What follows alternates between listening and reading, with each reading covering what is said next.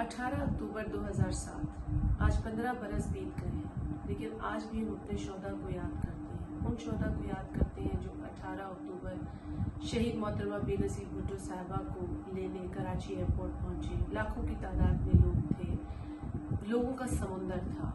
वो जोश, वो वलवला जो शायद ही कभी किसी ने देखा हो। अपने कायद मोहतरमा बेनज़ीर भुट्टो साहिबा की तवील जिलावतनी के बाद उनके वतन वापस लौटने पर जो इस्तकबाल शहीद मोहतरमा बेनज़ीर भुट्टो साहिबा का हुआ, वो तारीख़ी इस्तकबाल था।